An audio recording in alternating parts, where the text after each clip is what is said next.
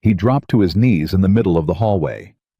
Not from exhaustion, not from injury. He dropped because his daughter's drawing had fallen out of his sea bag when it hit the floor. Crayon yellow sunstick figure man in a blue uniform, and the moment he saw it, something inside his chest just gave out. 7 months at sea, 41 missions, not one breakdown. And a piece of folded construction paper took him down in 4 seconds flat. He was still on his knees when the door across the hall opened, still on his knees when the suitcase rolled out, still on his knees when she stopped, looked at him. This broken man in full uniform crouched on a hallway floor and said nothing, just waited. That was the moment he heard himself say it. "Come on vacation with me." A joke. Obviously a joke. A man like James Walker doesn't ask strangers anywhere. She looked at him for 3 full seconds. Okay, and he was still on his knees when he realized she meant it. Drop your city in the comments right now. I want to see how far this story travels. And if that moment hit you, subscribe. Every part of what happens next is worth staying for. The elevator in James Walker's apartment building was broken again.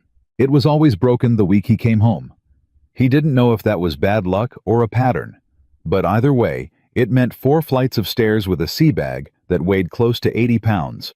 The same bag he'd dragged across a destroyer deck in the middle of the Philippine Sea. The same one that smelled like diesel fuel and week-old coffee and something he couldn't name but recognized every time he unzipped it. He took the stairs 1 step at a time, not because he was weak. James Walker had never been weak a day in his life. He took them slowly because he was trying to prepare himself. Because somewhere on the other side of apartment 4C was a 6-year-old girl who deserved a father who looked like he had it together. And right now, climbing those stairs, James Walker did not have it together. He had not slept in 31 hours. He had eaten a protein bar and half a bottle of water since leaving the base in Norfolk. He had watched the sun come up through a plane window somewhere over Tennessee and felt absolutely nothing. Not relief, not excitement, not even the dull kind of happiness that used to come automatically when Nashville appeared beneath the clouds. Nothing. Just the quiet buzzing static of a man who had been running on duty for so long he'd forgotten what it felt like to simply stop. He reached the 4th floor landing and set the sea bag down, rolled his neck, heard 3 things pop, pulled out his phone and looked at the last message from his sister Carol, who had been watching Mia. "She's asleep. She stayed up till midnight waiting for you. I told her you'd be here in the morning. Don't make me a liar, James." He typed back, "On the stairs now." Then he picked up the bag and walked down the hall. He almost made it to his door without incident. He had his keys out. He was 6 feet away. He was already mentally calculating how long he could stand in the shower before Carol woke up and started asking questions 45 minutes, maybe an hour if he ran the hot water tank dry, when the door to apartment 4B swung open without warning, and a rolling suitcase came flying out into the hallway directly into his path. James sidestepped. His sea bag did not. The bag hit the suitcase. The suitcase hit the wall. Something inside it shifted hard. He heard what sounded like glass bottles knocking against each other, and he had exactly half a second to wince before the woman appeared in the doorway. He recognized her. Barely. Clara Bennett, 4B. She'd moved in about 8 months ago, right before his last deployment. They'd exchanged maybe 6 complete sentences in all that time. She was quiet, kept to herself. He knew she worked in marketing, or had worked in marketing, because he'd heard the phone calls through the wall sometimes when he was packing his gear. Tense calls. Long silences followed by a voice that stayed controlled a beat too long, the way voices do when they are working very hard not to break. He hadn't thought much of it at the time. He had his own walls. Now she was standing in her doorway at 6:42 in the morning in a gray hoodie and jeans. Her dark hair pulled back in the kind of quick knot that says, "I did not sleep well," either, staring at the suitcase against the wall with an expression he couldn't quite read. Not angry, not startled, something in between. "Sorry," James said automatically. "That was my bag. I wasn't paying attention." "No, it was mine." She stepped out and grabbed the suitcase handle, checked the side zipper. It rolled. "You okay?" She looked up at him then, and for a second he thought she was going to say something real.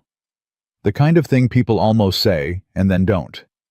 Her eyes were tired in the specific way that isn't about sleep, the kind of tired that lives behind the eyes, and doesn't go away after a good night's rest. "Fine," she said. He nodded, looked at the suitcase, looked back at her. "Going somewhere?" "I was thinking about it." He shifted his sea bag to his other shoulder. His back was screaming at him. His knee, the same knee he'd torqued during a nighttime deck operation off Guam 2 years ago, and never quite rested long enough to heal, was sending small electric protests up into his hip. He was running on fumes, and he knew it. And maybe that's why he said it. Maybe that's why the words came out before his brain caught up with his mouth. Because when you haven't slept in 31 hours, and your body is running on caffeine and muscle memory and sheer stubborn habit, your filters stop working. The things you'd normally keep behind your teeth just walk right out into the open air. He looked at her suitcase, then at her, then back at the hallway that smelled like someone had burned coffee on the second floor, and he heard himself say, "I've got 4 days of leave starting today. No orders, no missions." He paused, shook his head like he was surprised by his own voice. "Come on vacation with me." He expected a laugh. That polite, slightly awkward laugh neighbors give you when you say something that lands weird. He was already loading up the recovery line in his head, just kidding. Obviously have a safe trip, wherever you're going, already turning toward his door, already moving on. She looked at him for a long moment, not laughing, not looking away. "Okay," she said, just like that. "Okay." One word, flat and calm, and completely serious, like he'd asked her if she wanted the last cup of coffee. James Walker, who had navigated 15-foot swells, who had kept his voice level while a man on his crew went into cardiac arrest 40 miles off the coast of Japan, who had buried his wife at 31 and raised a daughter alone and never once in the years since let anything catch him completely off guard, stood in that hallway and had absolutely nothing. He opened his mouth. Nothing came out. She tilted her head slightly. "You were serious, right?" He stopped, started again. "I was being, because I can say no," she said. "I was already going somewhere. It doesn't have to be complicated." "I was being sarcastic," he said. "Kind of." "Kind of isn't no." He looked at her. She looked at him. The suitcase sat between them like a question mark. "I have a 6-year-old daughter," he said.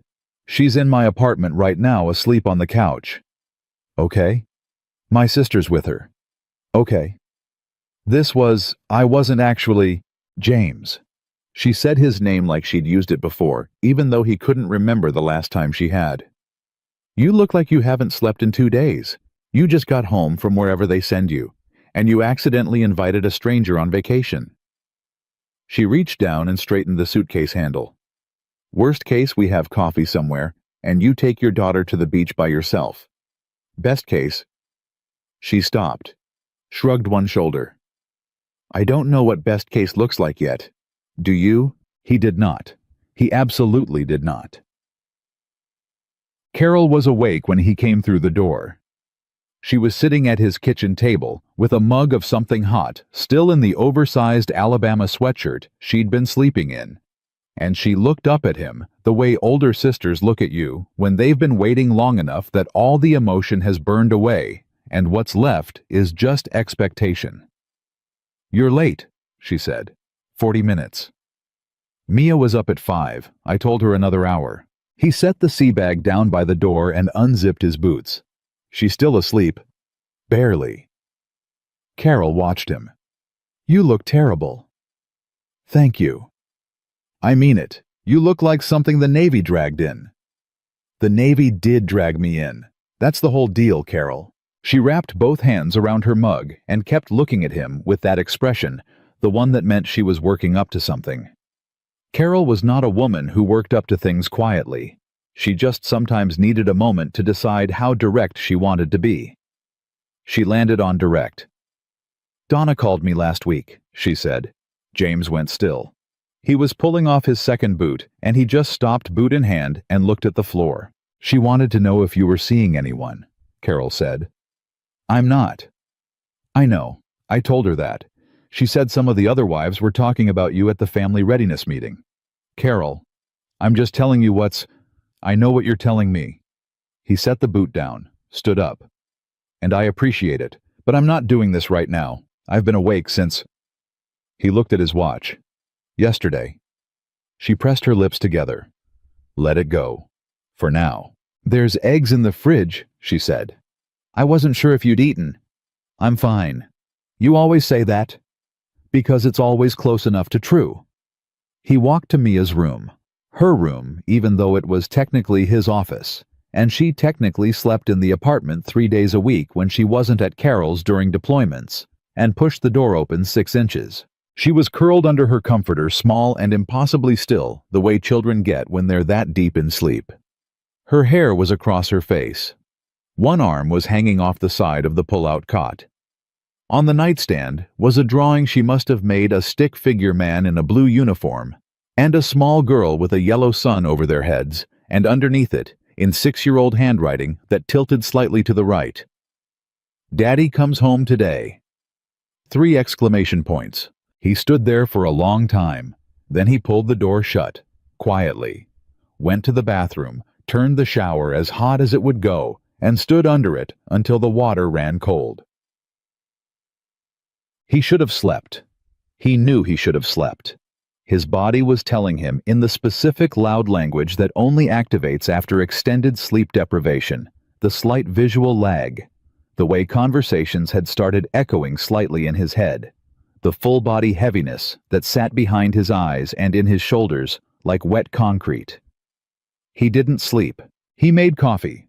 He sat at the kitchen table after Carol left. He stared at the wall above the refrigerator where Mia had taped a drawing of the ocean she'd made in 1st grade, and he tried to feel the thing he was supposed to feel when he came home. The relief, the gratitude, the warmth. He'd felt it before.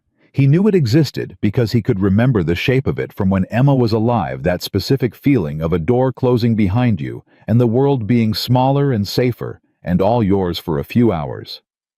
He remembered it clearly enough to know what it felt like when it wasn't there. And right now, sitting in his kitchen in an apartment that was clean, because Carol had cleaned it with a child asleep 20 feet away, who had made him a sign with 3 exclamation points.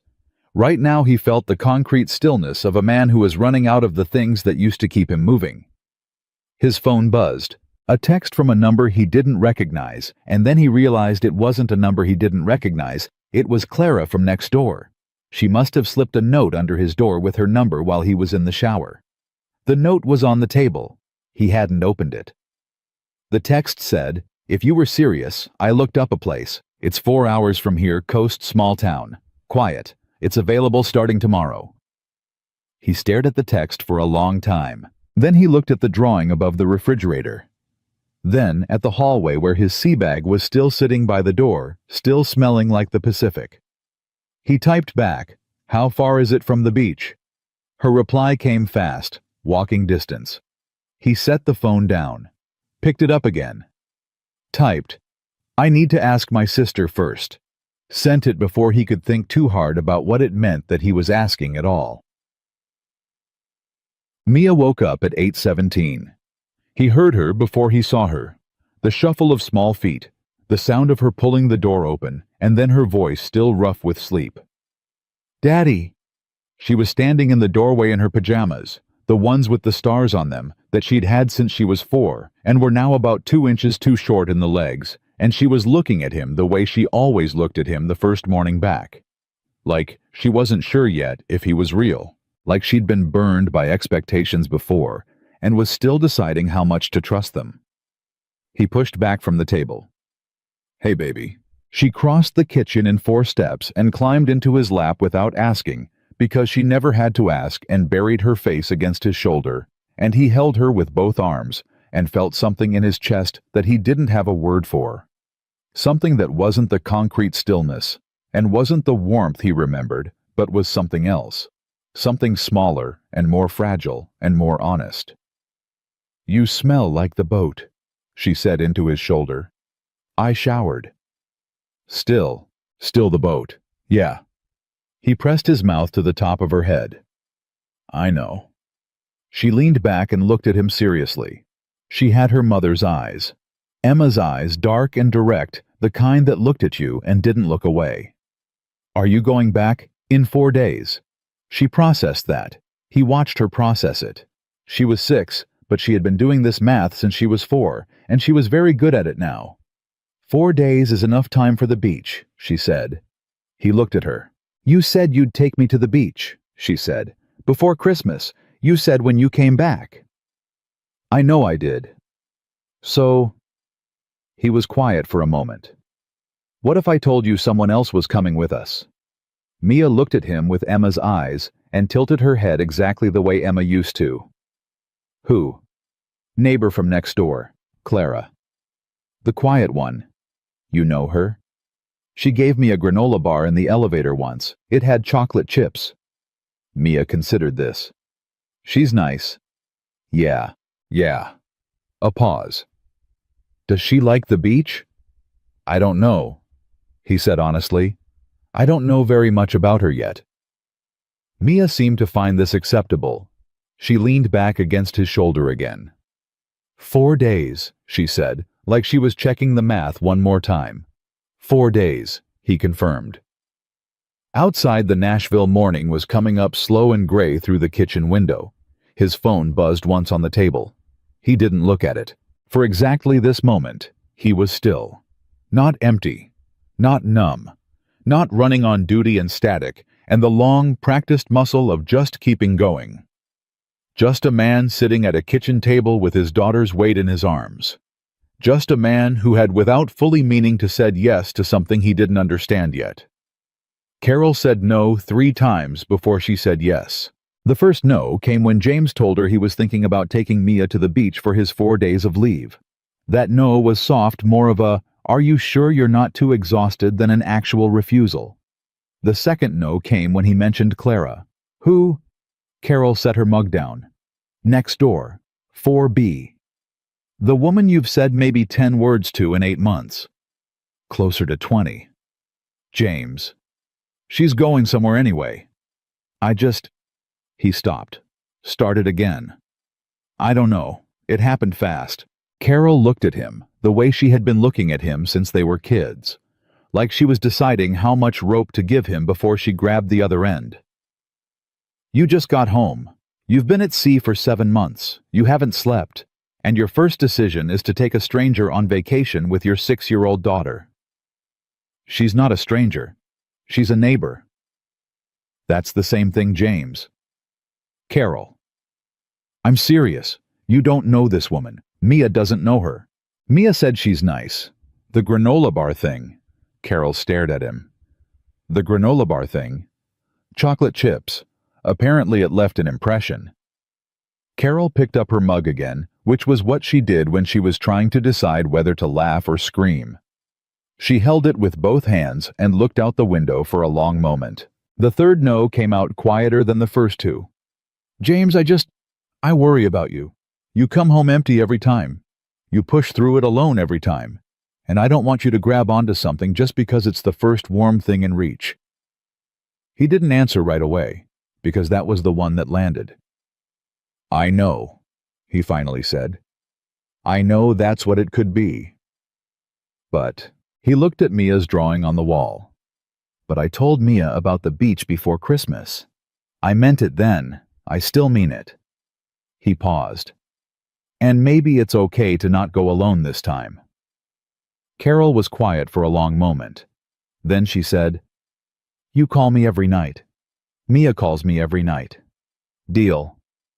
And if it gets weird, we come home." She exhaled through her nose. "You're already packed." "I never unpacked." She shook her head, but she wasn't saying no anymore. He knocked on 4B 40 minutes later.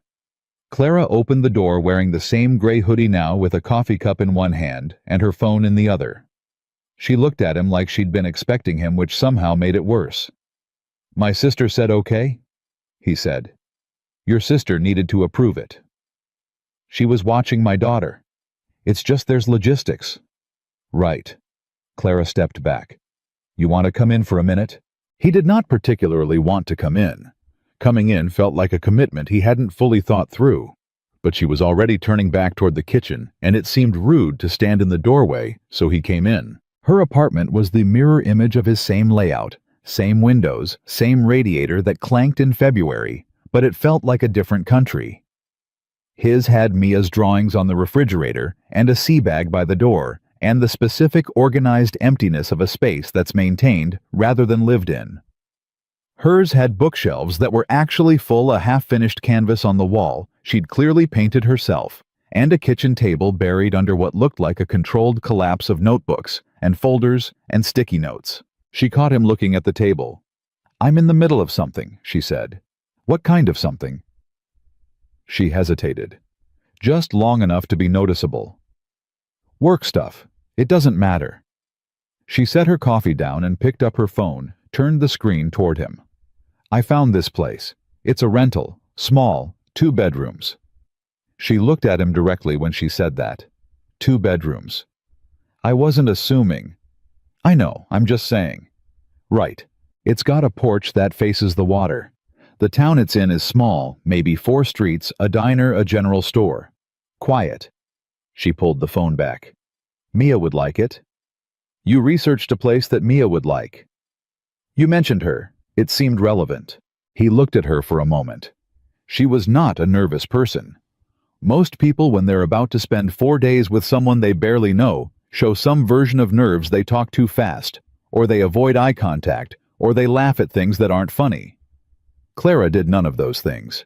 She stood in her kitchen and held her coffee and looked at him like this was a practical arrangement, and she was simply covering the details.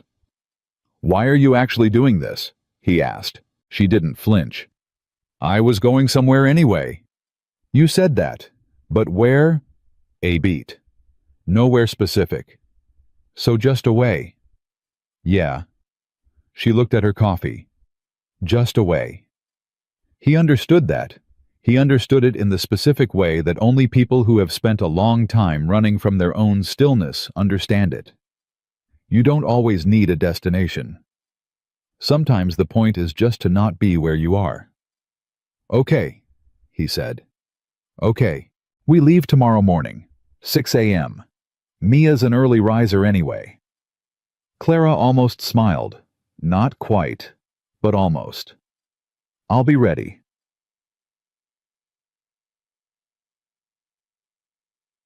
The car was a rental. His truck was in long-term base storage, and by the time he'd loaded Clara's one suitcase into the trunk, alongside his own bag, and Mia's purple rolling backpack that was somehow heavier than all of them. Combined, it was 6:14 a.m., and Mia was already in the back seat asking questions. How far is it? 4 hours, James said. How many songs is that? Depends on the songs. My songs or your songs? He glanced in the rearview mirror. She was buckled in backpack on her lap, looking at Clara in the front passenger seat with the frank, unfiltered curiosity of a child who has not yet learned to pretend she isn't looking. Clara, Mia said, do you like Taylor Swift? Clara turned around in her seat. Some of it. Which songs? The sad ones, mostly.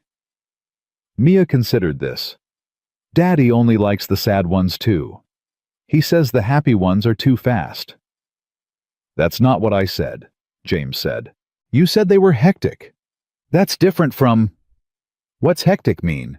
Mia asked Clara. Too much happening at once, Clara said. Yeah. Mia looked at her father.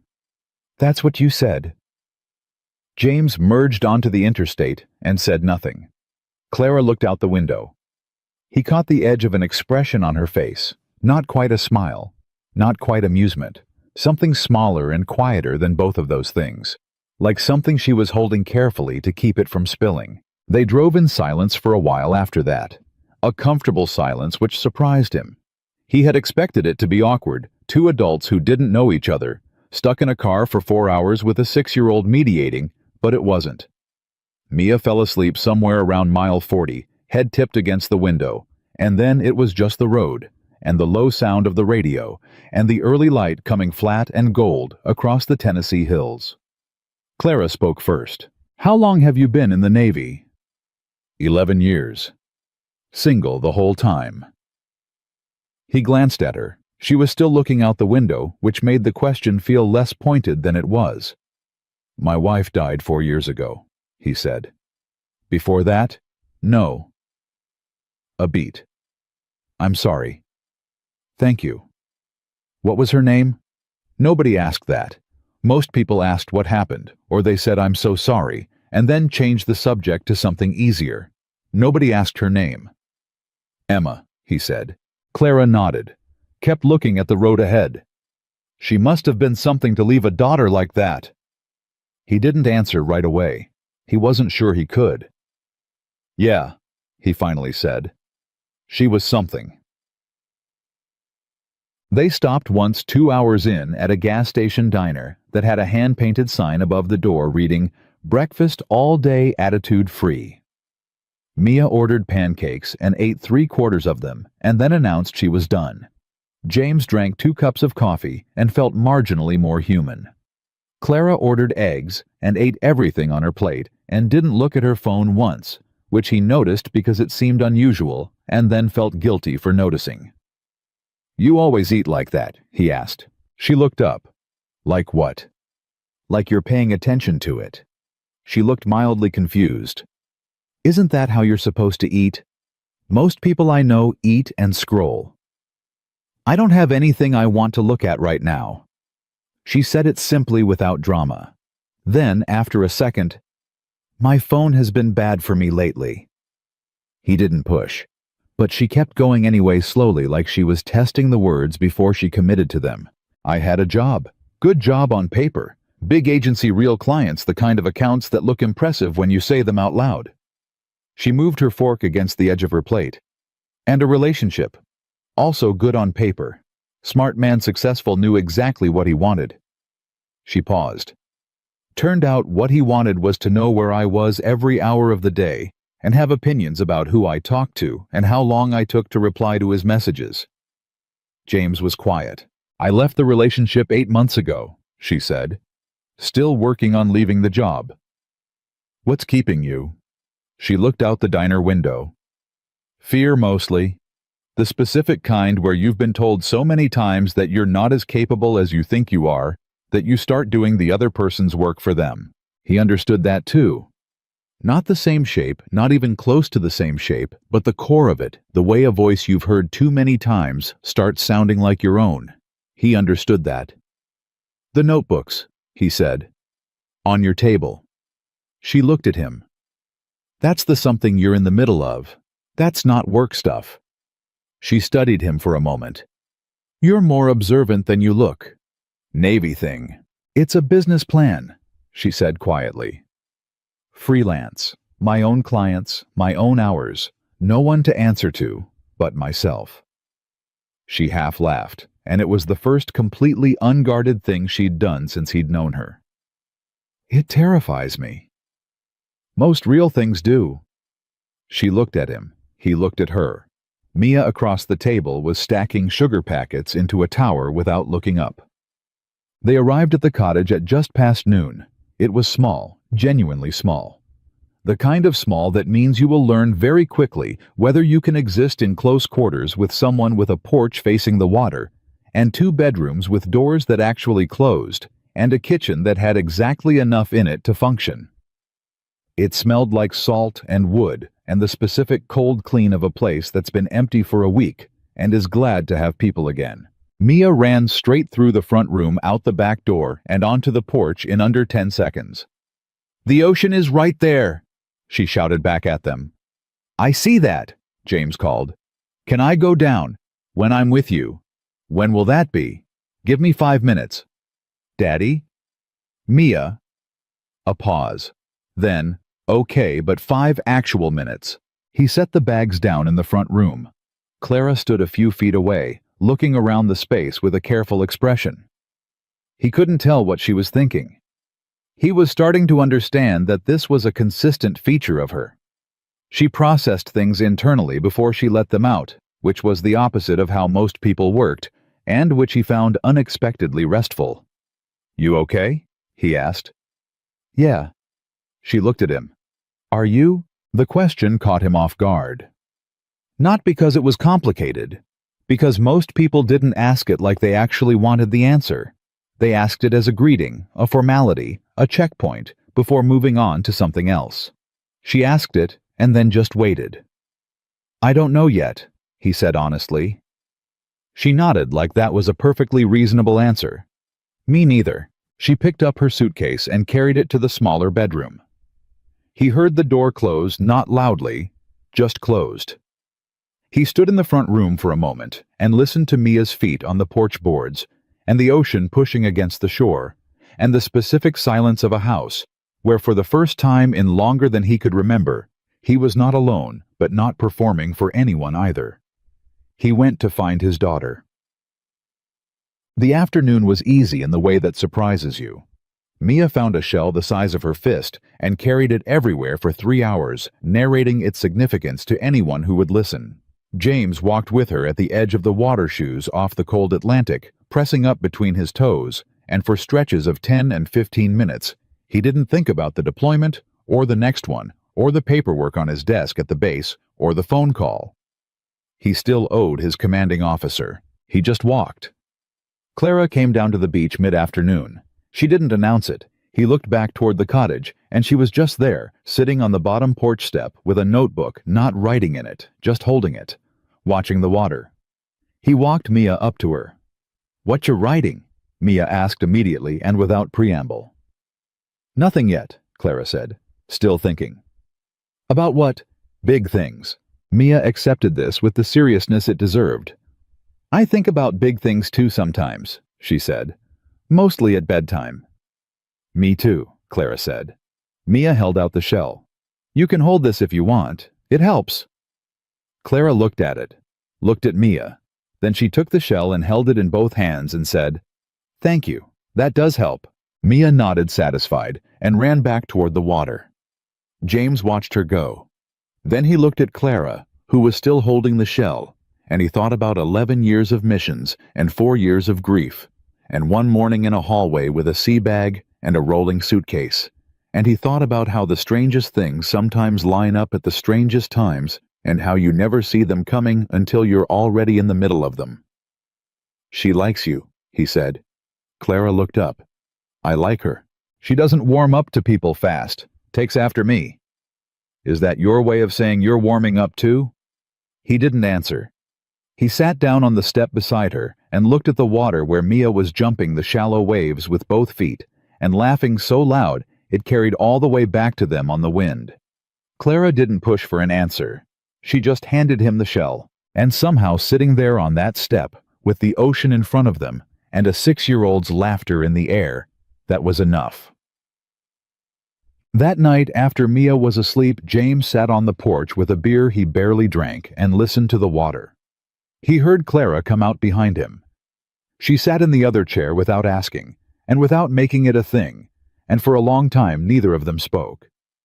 Then she said quietly into the dark, "Why did you really say it in the hallway?" He thought about lying. He was good at lying by omission. The Navy had made him excellent at saying true things that weren't the whole truth.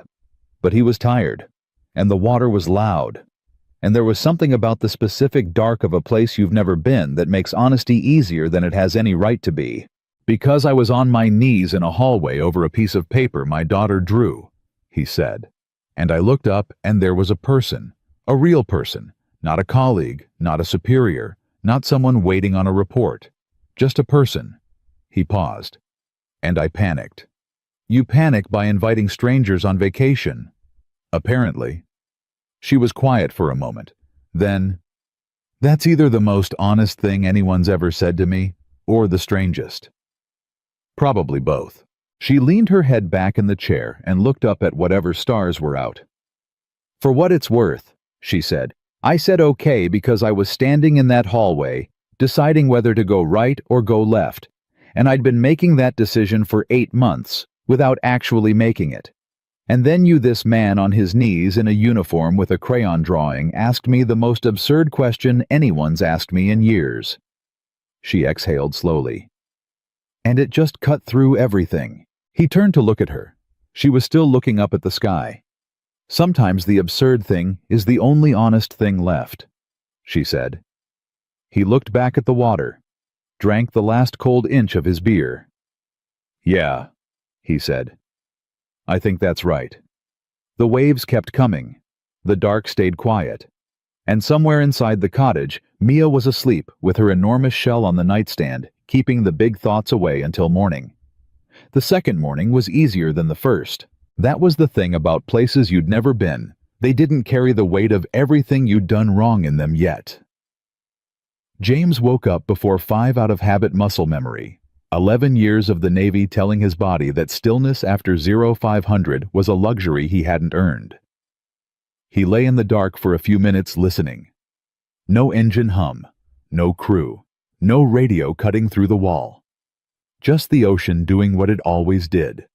Pushing and pulling, and somewhere down the hall, the small even breathing of a 6-year-old who had fallen asleep still holding a shell. He got up, made coffee, stood on the porch in the cold with both hands around the mug, and watched the water turn gray, and then silver, and then the specific pale gold of an early coastal morning. And for the first time in longer than he could name, he did not immediately reach for his phone. He just stood there. Clara found him like that when she came out at 6:30. She had a blanket around her shoulders, and her hair was down, which was different from how he'd seen it before, and she looked at him, and then at the water, and then she said nothing at all.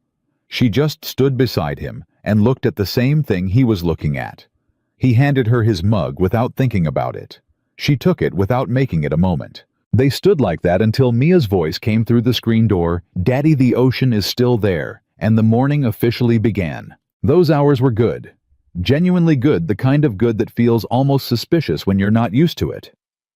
They walked the beach, the three of them, Mia between them and slightly ahead, the way children always are pulling them forward by the sheer force of her momentum.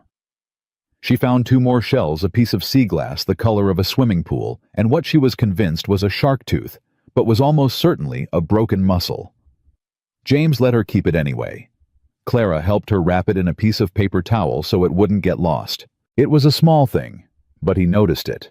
He was noticing a lot of small things about Clara Bennett, and he was doing his best not to read too much into any of them.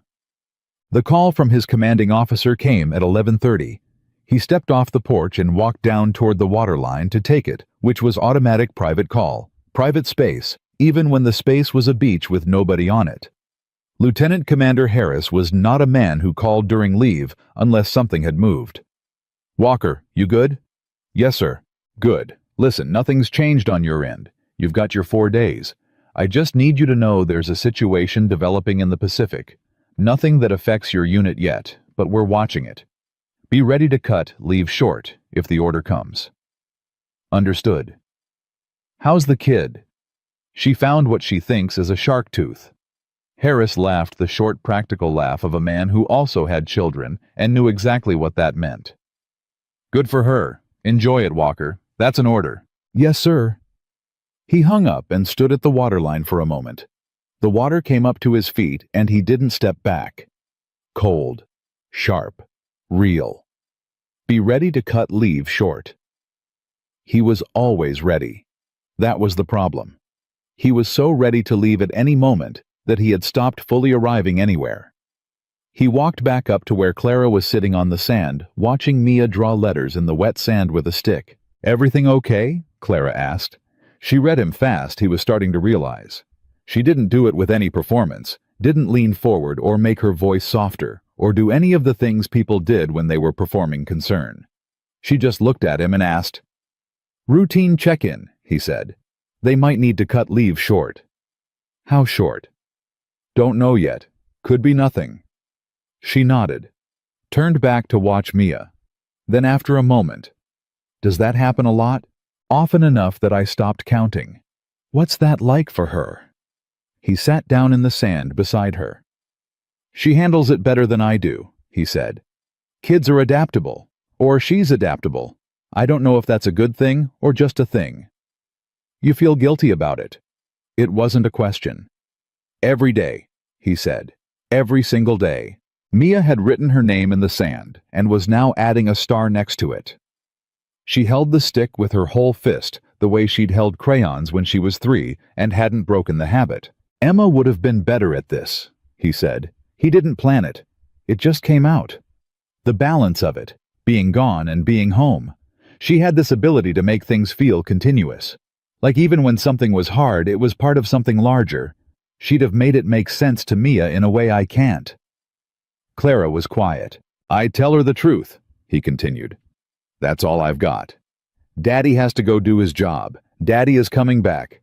Daddy loves you more than anything. 3 sentences and I repeat them until they're the wallpaper of her life. He paused. I don't know if that's enough. She drew you a sign with 3 exclamation points, Clara said quietly. I'd say it's registering. He looked at her. She wasn't looking at him. She was watching Mia. How do you know about the sign? He asked. Your door was open when I came out that morning, before the hallway. She paused. I wasn't looking. I just saw it through the gap. He was quiet for a moment. She made it at school, he said. Her teacher helped her with the letters. The exclamation points were all her, though. I could tell. He almost smiled. Almost. The storm came in fast, the way coastal storms do. No long warning, just a shift in the air around 3 in the afternoon, and then the sky doing something heavy and gray in the west, and then inside an hour, the kind of rain that doesn't suggest staying inside so much as it commands it. They were already back at the cottage when it hit, which was the only mercy. Mia stood at the window and watched it with unambiguous delight. It's so loud, she said with the specific reverence of a child who has not yet learned to find weather threatening. Away from the window, Mia. I'm not touching it, I'm just... Away from the window. She backed up 3 steps, which was a compromise. He let it go. The power went out at 4:17. It didn't make a dramatic announcement. The lights just stopped, and the small hum of the refrigerator that you never notice until it's gone went silent, and the 3 of them stood in the sudden gray dark of the cottage and adjusted. Candles, Clara said. Not a question. She'd already spotted them in the kitchen cabinet that afternoon, the kind of thing she apparently noticed without being asked to notice.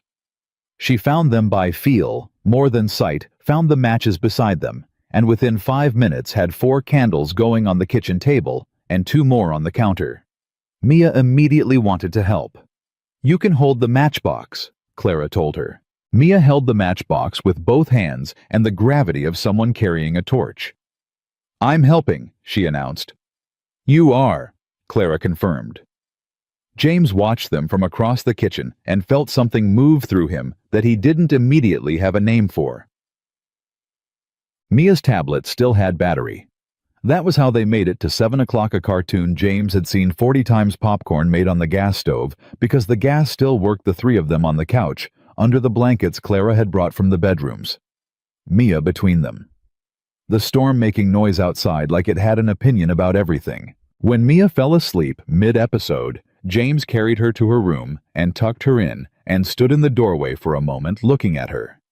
The shell was on the nightstand. She had one hand under her cheek. He went back to the living room. Clara had moved to the kitchen table. The candles were still going. She had her phone face up in front of her, and she was looking at it the way people look at things they know they should ignore but can't quite make themselves put down. Who is it? He asked. He didn't know why he asked that either. He was full of words tonight that bypassed his filters. She looked up. What? The phone. You've been not looking at it all day, and now you're looking at it. Who is it? She turned it face down. Marcus. He sat down across from her. The relationship you left. Ex-relationship. She said it firmly, like she needed to hear herself say it. He found out I was away, and he does this thing where he doesn't say anything directly. He just sends these messages that are framed like concern. Just checking on you. Hope you're being safe. Seems impulsive going somewhere alone.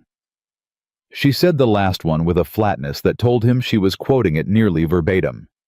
Nothing you can point to and say that's wrong. but all of it designed to make you feel surveilled. Are you going to respond? I don't know.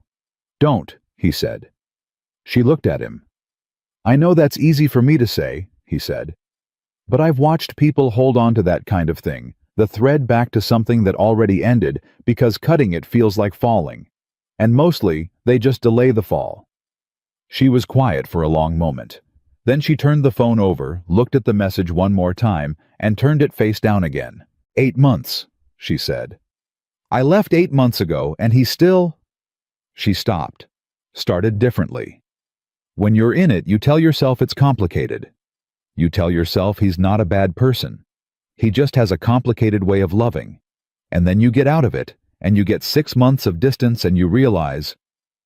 She pressed her fingers against the table. It was never complicated. It was just controlling. And I called it complicated because complicated sounds like something you work through, and controlling sounds like something that's already decided. James looked at her in the candlelight. She wasn't crying. She wasn't close to crying. She was something harder than that, clear-eyed and tired and in the specific stage of aftermath where you're done being sad about something and just irritated that it took you so long. The business plan, he said. She looked at him. That's the cut, he said. That's you not falling. You already started building the thing you're going to land on. She looked at him for a long moment. You're doing that Navy thing again, she said, reading the room. Occupational hazard. She picked up the phone and without drama, without announcing it, turned it off completely and set it back down. There, she said. There, he agreed. It was past 9 when his own phone rang. He saw the contact name and his whole body shifted before he even answered the particular physical change that happens when you have a child and you receive a call after dark. But it wasn't Carol calling about Mia. It was a video call from the iPad, which meant Mia had woken up and found it. He answered. Her face filled the screen. Hair messy from sleep, eyes not fully open. She was sitting up in her bed in the dark of the cottage bedroom, which should not have been funny, but was somehow both funny and unbearable at the same time. Hey, he said. You're supposed to be asleep. The storm woke me up. It's okay, you're safe inside. I know that. She looked at him seriously through the screen. Daddy. Yeah. When we go home. She stopped, looked down at the comforter. Are you going back to the boat? 4 days, baby, that's what I said. But then you go back. He didn't lie to her. He never lied to her. Then I go back. She was quiet. The storm made noise outside. He heard Clara behind him, very still, not moving. I don't like the in-between part, Mia said. The in-between part. When you're gone but not home yet, the in-between part. She pulled the comforter up. It's the longest part. He looked at his daughter's face on the screen, 6 years old, more honest than anyone twice her age, sitting in the dark with a shell on her nightstand, and asking him the question he had been asking himself for 4 years, and he had nothing, no 3 sentences. No daddy loves you more than anything that covered this specific thing. I know it is, he said. I know. Are you okay? She asked. He almost laughed, his daughter asking him the same question Clara had asked him that morning, asking it the same way like she actually wanted the answer. I'm getting there, he said. Mia looked at him for a moment. Then she nodded, slow and serious, like this was a satisfactory report.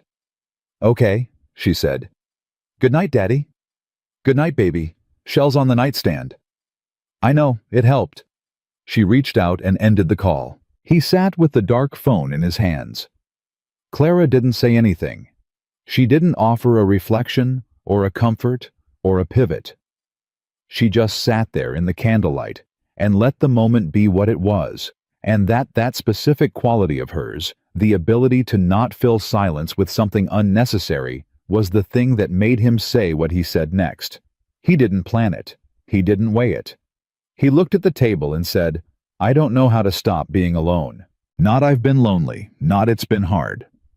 Those were things you said when you were managing the conversation. What he said was the raw version, the one underneath all the managed versions.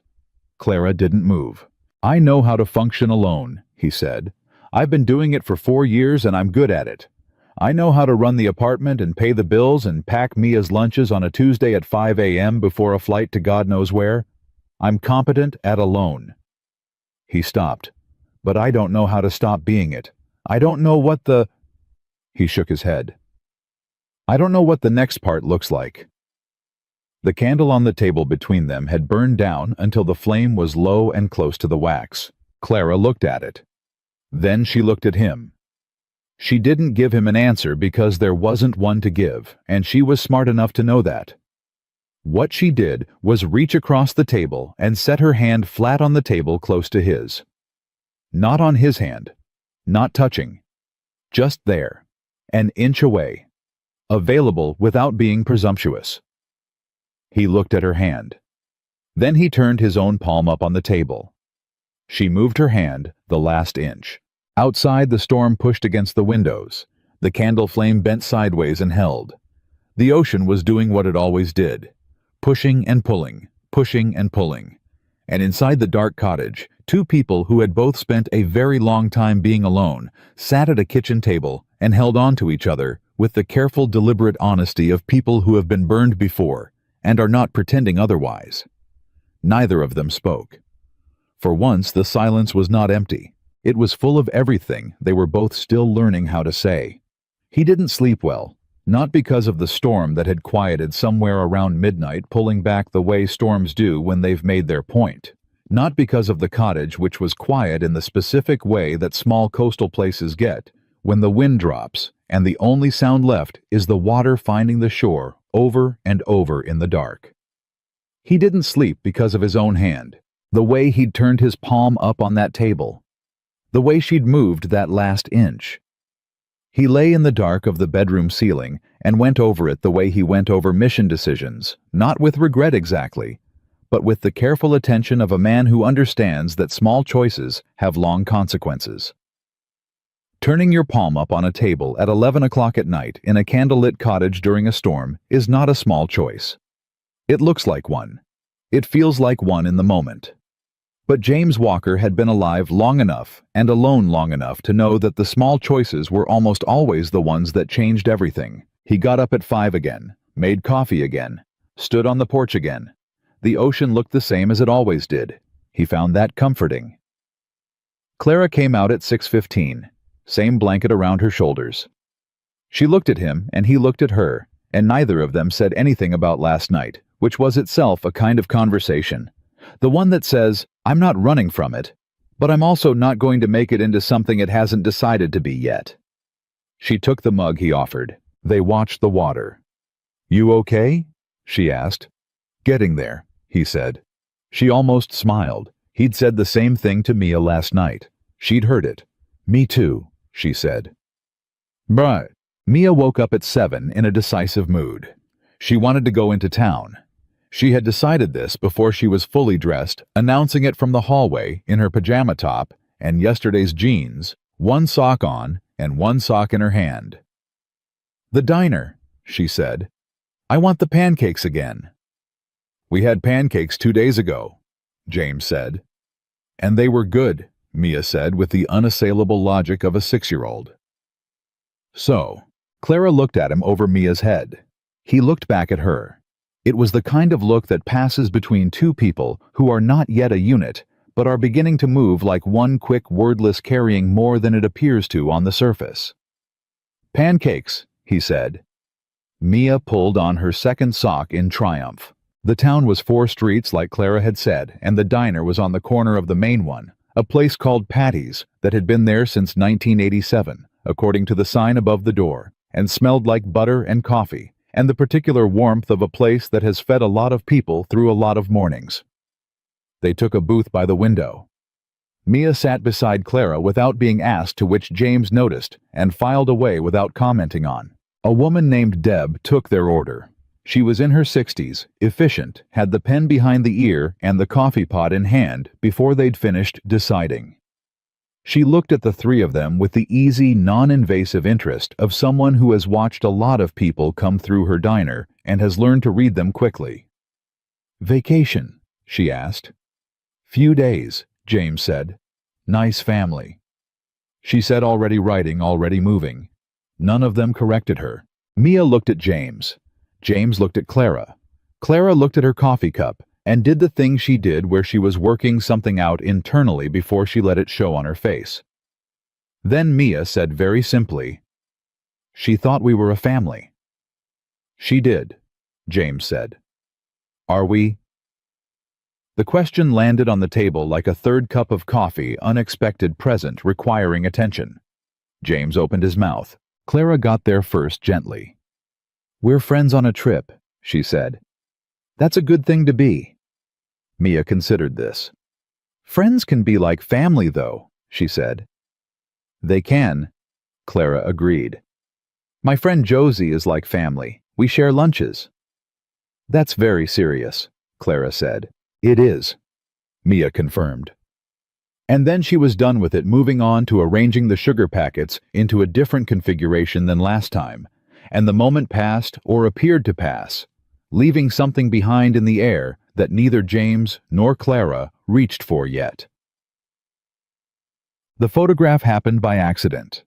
They were walking back from the diner, taking the long way around the block, because Mia had spotted a dog tied outside a hardware store and needed to say hello to it. The dog's name was apparently Biscuit, according to his tag, and Mia spent 4 minutes introducing herself to Biscuit in formal terms, while the dog accepted this with professional dignity. James had his phone out to take a picture of Mia and the dog. Clara was standing slightly to his left, not in the frame, or so he thought. Mia grabbed Clara's hand at the last second to pull her into the picture the way children do without asking permission, operating on the assumption that more people in a photo is always better. He took the picture. Mia and Clara and Biscuit. Mia grinning with her whole face, Clara caught mid-surprise with an expression he hadn't seen on her before, open, unguarded, almost young. It was a good picture. He looked at it for a moment, and then put his phone back in his pocket. He didn't think anything more of it. He should have. They were back at the cottage by noon. Mia was on the porch with her collection of shells arranged in a system that apparently had rules she had not fully explained to anyone. Clara was at the kitchen table with the notebook open, actually writing in it this time, not just holding it, and James was on the couch with his eyes half closed in the particular, not quite sleep of a person whose body has finally started to believe that no alarm is coming. His phone buzzed. Carol. He picked up. "Hey." "James." Her voice had a specific register he recognized. Not the worried Carol register, not the practical Carol register, but the, "I need to tell you something before you hear it from someone else." Carol register. "How are you doing?" "Fine. What happened?" "Nothing happened. I just..." A pause. "Did you post a picture today?" "I took one. Of Mia and the dog. With a woman in it." He sat up. Clara was in the frame. Mia pulled her in. "Why?" "Because Amy Henderson shared it." "Who is Amy Henderson?" "She's in my book club, and she follows you because she went to school with Emma, and she shared it this morning with the caption..." Another pause, and he could hear Carol physically steeling herself. "She captioned it, 'Looks like Nashville's favorite Navy dad found someone special. Congratulations, James.'" James looked at the ceiling. "How many people?" "It's at 400 shares, James. It's been 2 hours. He was on his feet before he finished processing that. He walked to the kitchen doorway. Clara was still at the table, pen in hand, not looking up yet. He turned back toward the living room. "Carol, I know. I need to fix this. I know. But James," her voice shifted, "before you do, is it wrong?" "Is what wrong?" "What Amy said." He didn't answer immediately. "Is it," Carol said quieter, "completely inaccurate?" He stood in the middle of the cottage living room with the phone against his ear and his eyes on the floor and the sound of Mia rearranging shells on the porch and Clara's pen moving across paper in the kitchen, and he had no idea how to answer that question honestly, which was itself a kind of answer. "I need to handle this," he said.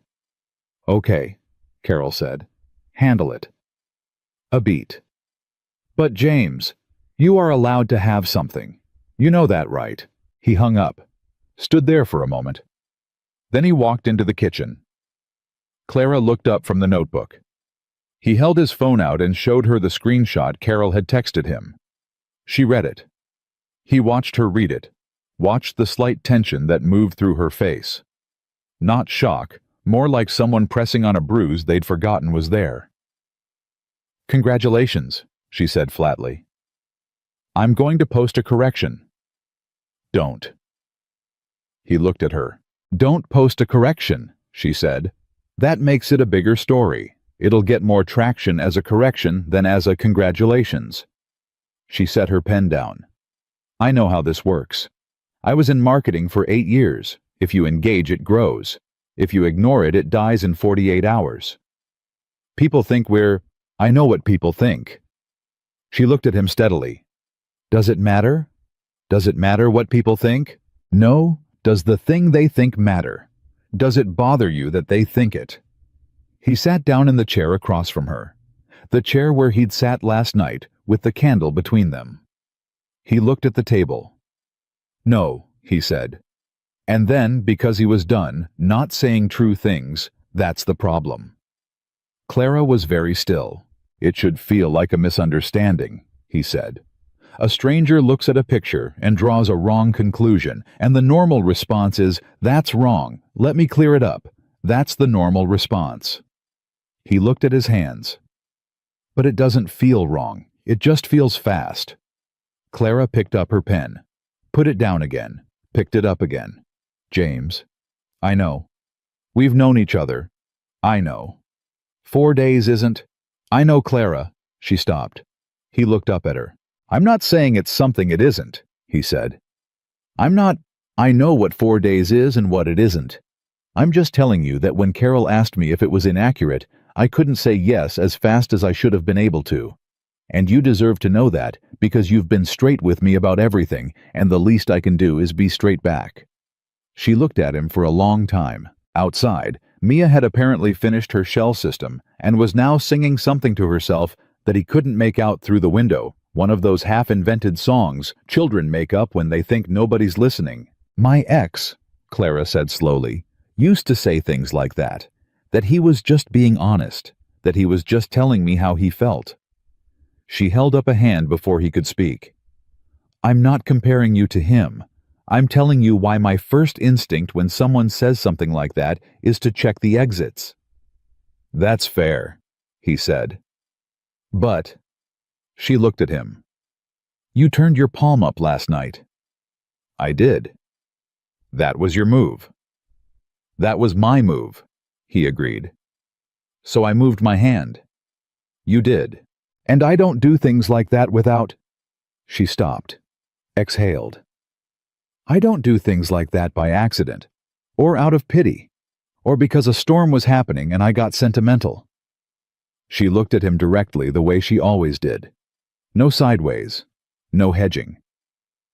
"I did it because I wanted to." The words sat between them. He didn't rush to fill the space around them. He let them be there, solid and clear on the table, like something with weight. "Okay," he said. "Okay," she said. Mia appeared in the doorway. "Can we go back to the beach?" They both looked at her. "Please," she added, because she'd caught something in the room's atmosphere that told her she was interrupting, even if she wasn't sure what she was interrupting. "Yeah," James said. "Give us 5 minutes." Mia disappeared back to the porch. He heard her resume the song. James looked at Clara. Clara looked at him. 4 days isn't enough time," she said, "to know anything for certain." "No," he agreed, "but it's enough time to know if something is real." "Is it?" he asked, not challenging, genuinely asking. She held his gaze. "Yes," she said, "I think it is." That afternoon on the beach was different from the ones before it. Not dramatically, not in any way Mia would have noticed or that anyone watching from a distance would have named. But the space between them was different now, less careful, less managed. When Mia ran ahead and left them walking side by side at the water's edge, they walked closer than they had before. Not touching, just closer. Tell me something about Emma, Clara said. He looked at her. You don't have to, she said quickly. You talked about her like she was complicated, he said, in the way that people are complicated when they're fully themselves. She didn't apologize for taking up space, which sounds simple, but it's actually very rare. He paused. She was a terrible cook. Not average terrible, genuinely, legendarily terrible. She made pasta once that I'm pretty sure qualified as a weapon. He stopped, almost smiled. She was the only person I've ever met who could make me feel completely seen and completely ridiculous at the same time. Sounds like exactly who you needed. Yeah. He was quiet for a moment. I think the worst part isn't the loss. The worst part is that she would have been, so she would have just been so competent at the years I've been trying to get through. She'd have figured out the school schedule and the deployment calendar and how to make Mia feel like nothing was broken. He exhaled. And I've been doing my best, and my best is good enough, but it's not. It's not hers, Clara said. No, it's not hers. She walked for a moment without speaking. Then, I don't think Mia needs her mother's version of a father, she said carefully. I think she's got the version she has, and she drew him a sign with 3 exclamation points, and she shares her shell when someone looks sad. She glanced at him. That's not a kid who feels like something's broken. He looked at Mia 30 yards ahead, jumping a wave with both feet. He didn't say anything. He didn't need to. Option me. It was Mia who brought it up at dinner. They were eating at the cottage table. Clara had made something simple pasta with tomatoes and garlic, and it was good, which James filed away with private amusement. And Mia was winding down the way she did at the end of beach days, slower and quieter and more honest. I don't want to go home, she said. We've got tomorrow, James said. And then we go home, and then you go back to the boat. Mia, I know, she said. I know you have to. She looked at her plate. I just don't want to yet. Clara reached over and tucked a strand of Mia's hair back from her face, easy, natural, the way you do for someone you're comfortable with, and said, Then let's not go yet. We've got tonight and tomorrow. That's still something. Mia looked at her. Will you come back with us to Nashville?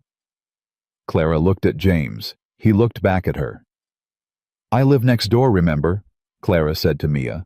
I know, but will you come back with us? Together. We all drove here together, Clara said. We'll all drive back. Mia seemed to find this technically satisfactory, even if it wasn't quite what she meant. She went back to her pasta. James looked at Clara. Clara looked at him with those clear, direct eyes of hers and did not look away. He thought about 4 days. About what 4 days is and what it isn't. About palm up and the last inch and the specific weight of a silence that isn't empty. He thought about what Carol had asked him. You are allowed to have something. You know that, right? He picked up his fork, ate his pasta, let the table be exactly what it was. 3 people at the end of a day that had been real and honest and better than anything he'd let himself have in a very long time. Good pasta, he said to Clara. She looked at him. Don't. What? Emma's ghost is not competing with my pasta. He laughed. A real one, full and sudden, the kind that comes out before you decide to let it. It had been a long time since something had caught him that off guard in a good direction. Mia looked up from her plate. What's funny? Clara, he said. Maya looked at Clara. What did you say? Something your dad needed to hear, Clara said. Mia looked between them with Emma's eyes dark, direct, missing nothing. You two are weird, she said. Extremely. James agreed, and Mia went back to her dinner, satisfied. That night, he sat on the porch again. Later than the nights before. The ocean was doing what it always did, and the sky had cleared after the storm, and the stars were out in the specific way they get on the coast, close and cold and very far away at the same time. He heard the screen door. Clara sat in the other chair. He looked at her. She looked at him. One more day, she said. One more day, he confirmed. She looked at the water. I'm going to do it, she said. The freelance. When we get back. Yeah. I've been afraid of it for 8 months, doing the math checking if I have enough talking myself out of it before I talk myself into it. She paused. I'm tired of the math. I'm going to do it. Good, he said, simply without ceremony. She smiled at that, a real smile, the full version, the one that changed her face completely. He realized he hadn't seen the full one before tonight. He understood now why she kept it for things that earned it. And you, she said, when you go back. What about it? You said you don't know how to stop being alone. She turned to look at him. What if you just stopped deciding to be? What if you stopped building the wall at the exact moment the door opens? He was quiet. I'm not the answer to that, she said. I'm not saying I'm the reason you stop. I'm just saying the fact that you can ask the question means you already know there's a door. He looked at the water for a long time. I turned my palm up, he finally said. You did. That was new? I noticed. He exhaled, long and slow. The kind of exhale that carries something out with it. Not everything, not the whole weight, but enough to feel the difference. One more day, he said again. One more day. She agreed. They sat in the dark while the ocean told the shore the same thing it always had. I'm coming back. I'm coming back. I'm always coming back. And for the first time in 4 years, James Walker sat with that sound and did not feel like a man counting down to the next departure. He felt like a man who still had a day left, and that was enough. For tonight, that was everything. The last morning arrived the way last mornings always do, too fast, and without ceremony, the light coming through the curtains, the same as it had every day before it, the ocean making the same sound it always made, as if it had no awareness and no apology for the fact that this was the final one. James was up before 5. He didn't fight it anymore. He made coffee and stood on the porch and looked at the water and did something he hadn't done in a long time. He just said thank you. Not to anyone specific, not out loud, just a quiet internal acknowledgement directed at nothing and everything. The 4 days, the storm, the candles, the shell on the nightstand, the full smile he hadn't seen until last night. All of it. Thank you. He heard the screen door at 6. But it wasn't Clara.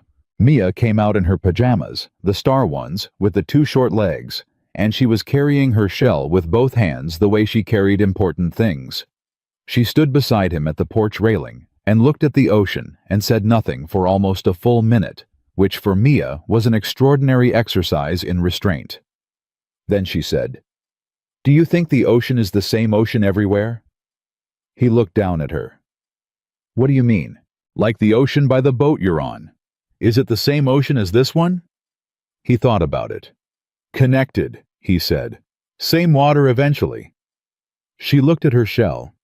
"So when you're out there, you're in the same water as this?" "Yeah," he said. "Pretty much." She nodded slowly, processing this with the seriousness she brought to things that mattered to her. Then she held the shell out toward the ocean, not throwing it, just holding it in the direction of the water, like she was showing it something. "I'm going to keep this," she told the ocean, or him, or both. "So I remember."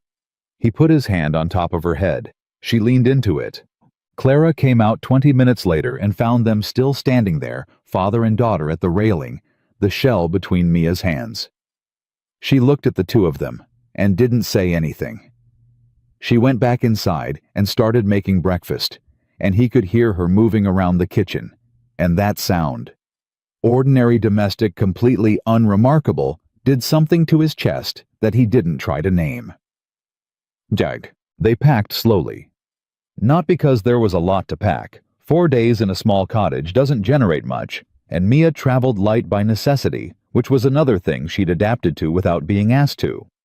They packed slowly because none of them were rushing toward the end of it, and they all knew it, and nobody said so out loud. Mia wrapped her shells in a dish towel from the kitchen. Clara asked if that was okay, and James said he'd buy the diner one to replace it, and Clara said that wasn't what she was asking. She was asking if it was okay with him, the shells, the keeping of things. He understood what she actually meant and said yes. He carried the bags to the car, made 3 trips because Mia kept adding things to her backpack at the last second. A smooth rock she'd found a piece of driftwood that was allegedly shaped like a dog. The dish towel full of shells, which she insisted on carrying herself. Clara did a walkthrough of the cottage before they locked up. He watched her go room by room checking for things left behind. And he thought about how she'd turned her phone off 2 nights ago and hadn't turned it back on since. She'd mentioned it once casually the next morning, still off, still fine, and that was the whole report. She came back to the front door. "We're good," she said. He locked the door and put the key in the lockbox, and they stood there for a moment, the 3 of them, looking at the cottage that had held them for 4 days. "Same time next year?" Mia asked. James looked at Clara. Clara looked at James. "Maybe," he said. Mia accepted this as a yes and walked to the car. The drive back was different from the drive out. On the way there had been the careful distance of 2 people who didn't know each other well enough to fill silence comfortably. Now the silence was different, fuller, less like a gap, and more like a shared thing. Mia fell asleep in the back seat within the first 40 minutes, the backpack on her lap, the dish towel full of shells tucked against her side. James drove. Clara sat with her feet up on the dash. She'd asked permission first, which had made him smile, and she had the notebook open on her knee, but she wasn't writing. She was looking at the road the way she'd looked at the water that first morning, present without narrating it. Around the 2-hour mark she said, "I'm sending the resignation Monday." He glanced at her. "Yeah, Monday morning, first thing, before I can talk myself out of it." She looked at the notebook. "I've got 3 potential clients already. From before, people I worked with who said if I ever went independent to let them know." She paused. "I always thought that was just something people said." Maybe they meant it. Maybe they did. She clicked the pen. "I'll find out." "You'll find out," he agreed. She looked at him. "You're not going to tell me it's going to be fine." "I don't know if it's going to be fine," he said. "I know you're going to do it anyway." She was quiet for a moment. Then, "That's better than fine, actually." He kept his eyes on the road. "I know." She went back to the notebook, and this time she started writing, and he drove, and Mia slept in the back seat with her shells, and the Tennessee hills came back up around the highway, the way they always did on the approach to Nashville, green and familiar and slightly smaller than you remembered them when you'd been away. Carol was at the apartment when they got back. She had done the thing she always did when she was nervous about something and trying not to show it. She had cleaned. His apartment was immaculate. The kitchen counter, the bathroom, Mia's room, the shelf above the refrigerator where Emma's photo sat next to Mia's ocean drawing. All of it spotless and deliberate and Carol. She opened the door before he knocked, which meant she'd been listening for the elevator. She looked at him, then past him at Clara, who was holding Mia's backpack because Mia had fallen back asleep in the car and James had carried her up, then back at him. "Good trip?" Carol asked. "Good trip," he said. Carol looked at Clara properly, then not sizing her up the way people do when they're deciding if they approve, but with the direct, honest attention of a woman who had been worrying about her brother for 4 years and was now looking at the first piece of evidence that maybe he was going to be all right. "I'm Carol," she said. "I know," Clara said. "James talks about you." "Good things, I hope." "He said you make him honest," Clara said. "He said it like a complaint. I think he meant it as a compliment." Carol looked at James. He carried Mia past both of them, without making eye contact. He heard Carol say behind him quietly, but not quietly enough, "I like her." And Clara even more quietly, "Don't tell him that yet."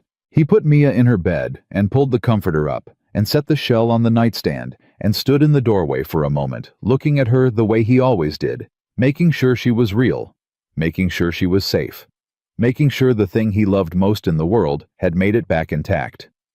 She had. He went back to the kitchen. Carol was making tea because Carol always made tea when she was emotional and didn't want to talk about it.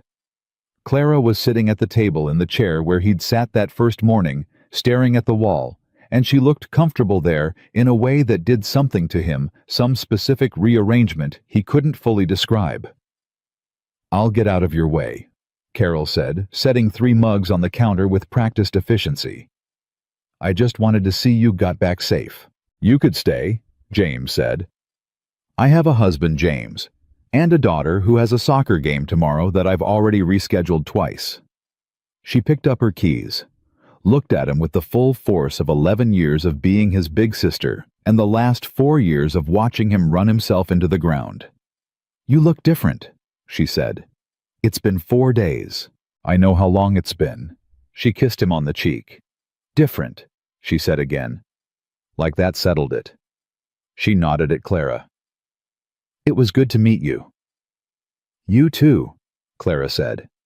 And Carol left, and the apartment was quiet, and it was just the 2 of them, and a sleeping 6-year-old, and 3 mugs of tea on the counter. Clara stayed for another hour. They drank the tea at the kitchen table and talked about nothing important.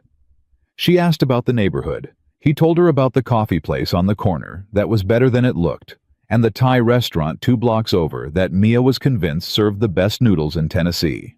She told him about the freelance clients, named them properly, this time explained what they needed and how she'd approach it and what scared her about starting. He listened the way he had learned to listen to her, without filling the spaces she was still working through, without offering solutions she hadn't asked for. At some point, she looked at the photo above the refrigerator. He'd noticed her not looking at it since they'd gotten back, which was its own kind of attention. "That's her," she said. "Yeah." She looked at it for a long moment. Emma looked back at her the way she looked at everyone, direct, slightly amused, entirely herself. "She looks like Mia," Clara said. "Mia looks like her." "Right." She looked back at her mug. "I'm not trying to—" She stopped, started again. "I want you to know that I don't think this is that I'm not, Clara. I just want to say it so it's said." "Okay. I'm not trying to replace something," she said. "I don't think that's what this is. I don't think you can replace something like that, and I don't think you should try, and I'm not interested in being a replacement for anything." She looked at him steadily. "I'm interested in being something that hasn't existed before, something new. If that's—" She paused. "If that's something you can do." He looked at the table. Emma's voice in his memory, sharp and warm and absolutely hers. "Stop managing everything, James. Just live in it." He looked up. "I turned my palm up," he said. The corner of her mouth moved. "You keep saying that." "Because it's the truest thing I've got right now," he said. "I don't have a bigger speech. I have one thing I did that I meant, and I'm standing behind it." She looked at him for a long moment. Then she stood up, picked up her keys, and walked to the door. She stopped with her hand on the frame. "I'm right next door," she said. Not as an invitation, not as a pressure, just as a fact, a true, available, quietly important fact. "I know where you live," he said. She almost smiled, the full one almost. "Good night, James." "Good night, Clara." The door closed. He heard her door 4B open and close a few seconds later. He stood in his kitchen for a moment. Then he looked at Emma's photo. She looked back at him, direct, slightly amused, entirely herself. "There you go," she would have said. "Was that so hard?" He turned off the kitchen light and went to check on Mia one more time. He shipped out again 3 days later. Harris had called on day 4 of leave. Situation in the Pacific stabilized. "You've got your full-time walker, but report Monday 0600. And Monday had come the way Mondays always did, indifferent to everything that had happened in the days before it. He packed his sea bag in the dark at 4 a.m. Mia was asleep. He'd said goodbye to her the night before, the 3 sentences he always said, but different this time, not performed, not managed, not said with the quiet terror of a man who doesn't know if the thing he's saying is true. He said them, and meant every word of them, all the way to the bottom. He was in the hallway with his bag when he heard 4B. Clara opened her door. She was in the gray hoodie again, hair up in the quick knot that meant she hadn't slept well. She looked at him and his sea bag and the dark hallway, and she didn't say anything dramatic. "Coffee," she said. "I made coffee. You've got 20 minutes before you have to leave." He looked at her. "James." "Yeah," he said. "Okay."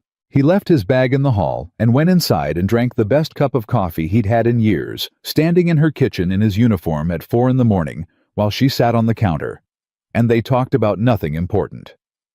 Again, her first client call was Tuesday. She was terrified she'd made a list of everything she was going to say. He told her about a sailor on his crew who had once delivered a client presentation mid-deployment via satellite phone from the South China Sea and landed the account. She looked at him. "Is that true?" "Completely." "That's insane."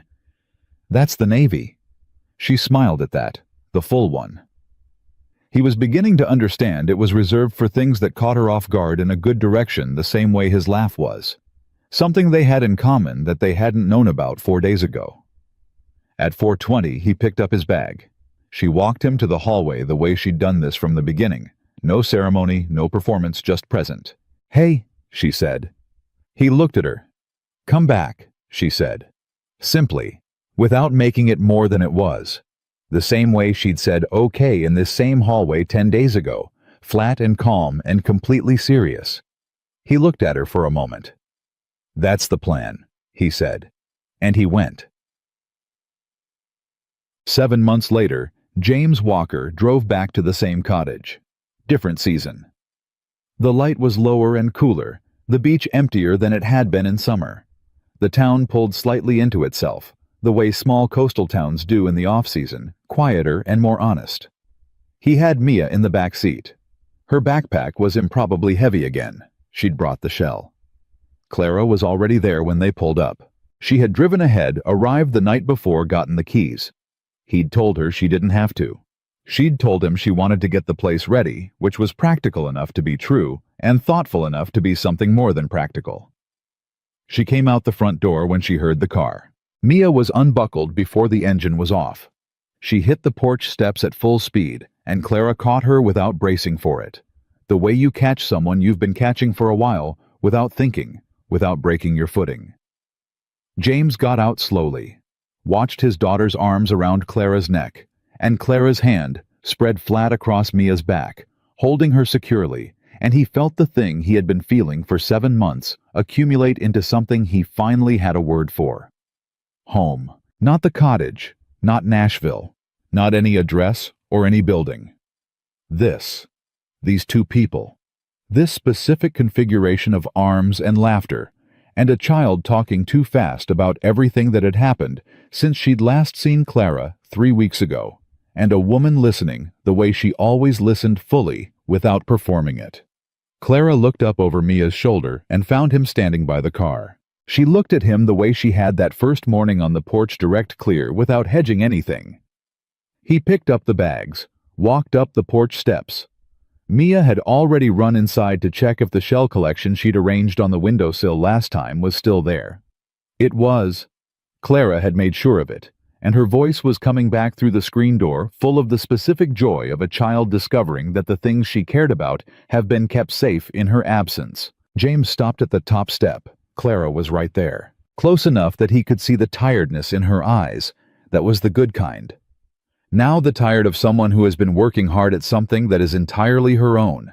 The freelance had worked.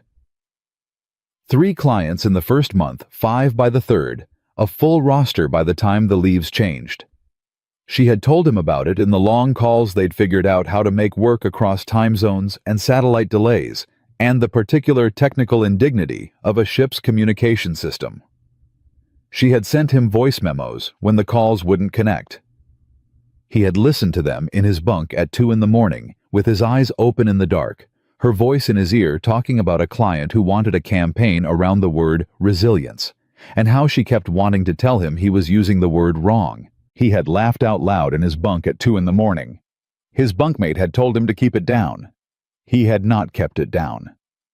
He looked at her now, standing on the porch of the same cottage where he had said the truest thing he knew how to say, and he put the bags down. She looked at him. "You're here," she said. "I'm here," he said. "Mia found the shells." "I heard." She looked at him for another moment. Then she reached out and straightened the collar of his jacket, not because it needed straightening, but because it was something to do with her hands that meant something without requiring a speech. He let her. Then he picked up the bags and walked through the door. The cottage smelled like coffee and salt and something cooking on the stove. Mia was at the windowsill arranging her shells alongside the ones she'd left before chattering to herself about the system and which new ones went where and whether the shark tooth that was probably a mussel shell should have its own section. James set the bags down and stood in the middle of the room and looked at his daughter's back bent over her shells and heard Clara come in behind him and felt the specific quiet weight of a moment that doesn't announce itself as significant, but will be the one you remember years later when someone asks you when things changed. This was when things changed. Not in the hallway with the sea bag, not on the kitchen table with the candle burning low, not even on the porch with the ocean saying the same thing it always said. Here, in the middle of an ordinary room, on an ordinary afternoon, with shells on the windowsill and something on the stove, and the door open behind him, and no part of him, not one single part, looking for the exit. He had spent 4 years being a soldier and a father and nothing else. He had been competent and present and hollowed out, and he had called that surviving, and he had believed in the way you believe things you've never challenged, that surviving was all he had left. He did not believe that anymore. He was 34 years old, and he was standing in a room where someone had made coffee for his arrival and kept his daughter's shells safe and driven ahead to get the keys, and he understood now fully. Finally, without the distance he had always kept between himself and the understanding that surviving had never been the point. Coming home was the point. Not to a place, not to a door or an address or a building. To a life that was still against everything entirely worth living. That was the point. That had always been the point. And James Walker. Navy man, single father, the man who had been on his knees in a hallway over a crayon drawing. When everything changed, finally completely came home,